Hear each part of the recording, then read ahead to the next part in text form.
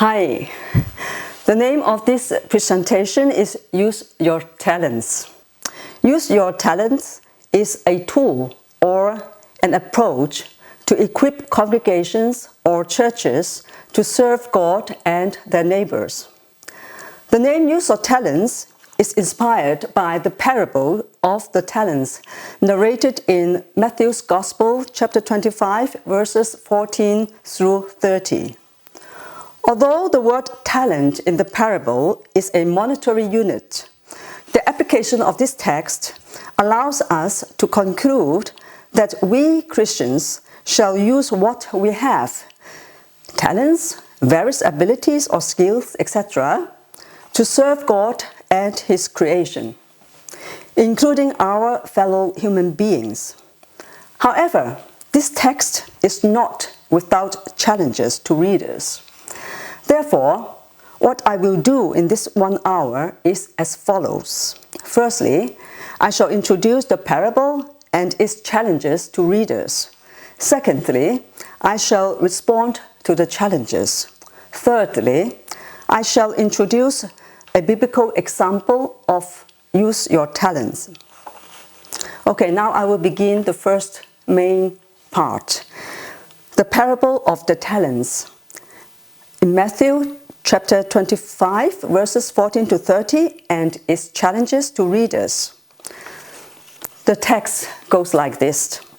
For it is as if a man, going on a journey, summoned his slaves and entrusted his property to them. To one he gave 5 talents, to another 2, to another 1, to each according to his ability. Then he went away. The one who had received the 5 talents went off at once and traded with them and made 5 more talents. In the same way, the one who had the 2 talents made 2 more talents. But the one who had received the 1 talent went off and dug a hole in the ground and hid his master's money. After a long time, the master of those slaves came and settled accounts with them. Then the one who had received the 5 talents came forward, bringing 5 more talents, saying, Master, you handed over to me 5 talents. See, I have made 5 more talents. His master said to him, Well done, good and trustworthy slave. You have been trustworthy in a few things. I will put you in charge of many things. Enter into the joy of your master. And the one with the 2 talents also came forward, saying, Master, you handed over to me 2 talents. See, I've made 2 more talents. His master said to him, Well done, good and trustworthy slave. You have been trustworthy in a few things. I will put you in charge of many things. Enter into the joy of your master. Then the one who had received the 1 talent also came forward, saying, Master, I knew that you were a harsh man, reaping where you did not sow and gathering where you did not scatter seed. So I was afraid, and I went and hid your talent in the ground. Here you have what is yours. But his master replied, You wicked and lazy slave, you knew, did you, that I reap where I did not sow and gather where I did not scatter? Then you ought to have invested my money with the bankers, and on my return I would have received what was my own with interest. So take the talents from him and give it to the one with the 10 talents. For to all those who have, more will be given, and they will have an abundance. But from those who have nothing, even what they have will be taken away. As for this worthless slave, throw him into the outer darkness, where there will be weeping and gnashing of teeth. What is the message of the parable to us today? The application of this parable is commonly understood that we Christians shall use what we have, may that be our talents, gifts, various abilities or skills, here and now, to serve God and His creation, including our fellow human beings. So far, so good. So, what are the challenges of the parable to us today when we read it? Well, there are three challenges I would like to mention. The first one, many people will say, I have no talent. I was born and grew up in Hong Kong. Therefore, I feel I can speak from my Chinese background.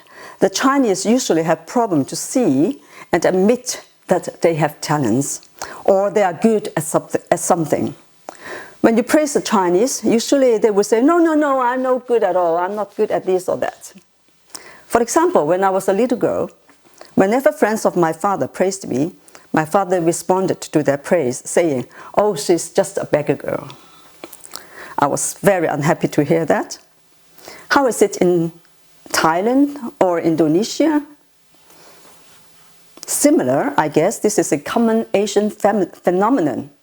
Anyway, the point I want to make is, unless readers, especially Asian readers of the Bible, understand that talents in the parable refers to all the good things we have received from the Lord, they will not stop saying, I have no talent. I'm not good at anything.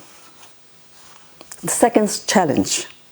Some people would say, work sucks. The parable seems to encourage Christians to work more and harder for a better result, because the servant who earned nothing was punished. Unlike some people in the West, who eager to work as a means to develop their potentials, interest, calling, or to fulfill their dreams, many Chinese have a negative attitude towards work because they need to work very hard to survive. If they become rich, they will stop working. I have heard this kind of saying many times. Do Thai and Indonesian have similar negative attitude towards work? Or probably even some people in Norway feel the same too. This leads to the second challenge of reading the Bible, that is, how to help Christians, especially those who must work very hard to survive, understand positively about work or service for their neighbors. The third challenge, are we saved by work? Are we not saved by faith? Well, for the end of the parable seems to suggest that the servant who did not gain any talent was not saved. He was sent into outer darkness. The parable sounds legalistic, isn't it? The challenge is, are we saved by work, not by faith? Well, there are different ways to approach these challenges, or we can use different texts to respond to these challenges. The way I use now in this presentation is as follows. I shall respond to the first two challenges about talent and work in light of the creation story. I shall argue for that there was work and talents in the beginning of creation, and therefore use your talents to serve is in line with God's creation will. And about the third challenge, are we saved by work? I will return to the parable to serve for answer. I will argue that we are saved by work is not what the parable tries to inform us. Now I have come to the second part of my presentation, which is the creation story and use your talents. Well, here I have 3 points in this section. The first point is, in the beginning there was talents or gifts. And I would refer to text, Bible text in Genesis, the book of Genesis, the first 2 chapters. Before I respond to people's comments, I have no talent, let us see the gifts that God gave human beings when they were created. According to the creation story, God gave many gifts to the first human beings. This point is very important when we talk about use your talents, because when we see and accept that all we have are gifts from God, we will say no more we have no talents or we are not good at anything. The creation story informs us that God gave many gifts to the first people. For example, God gave people lives. God gave people food. God provided for people a good and sustainable world to live in. How? Well, before God created human beings, God had created all other things which he saw was good. Good means well-functioning, suitable for its purpose. In addition, the created world was sustainable, and in many ways it is still true today. How? Well, you can see that evening and morning rotate with each other just as at the beginning. You can see this in Genesis 1, verse 5, 8, 13, 19, 23, and 31. Plants and fruit trees yield seeds just as at the beginning. Chapter 1, verse 11 to 12. There is food for the creatures, and the creatures multiply just as at the beginning. You can read from chapter 1, verses 22, 24, 25, 28 to 30. God also gave ability to human beings to propagate and multiply their own kind on the earth. God gave people family and companionship or fellowship. Human beings are not solitude animals. God instituted family on earth.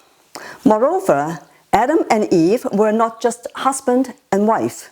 They were also partners, male and female, who worked together to fulfill God's mandate. Human beings are created to live in fellowship. So mutual help and dependency, give and receive, are part of this fellowship. No one can live or survive on their own. And God also gave people work to subdue the earth, as well as gifts they needed to accomplish their mandate. God gave people rest. God rested on the seventh day and sanctified it. God does not need rest.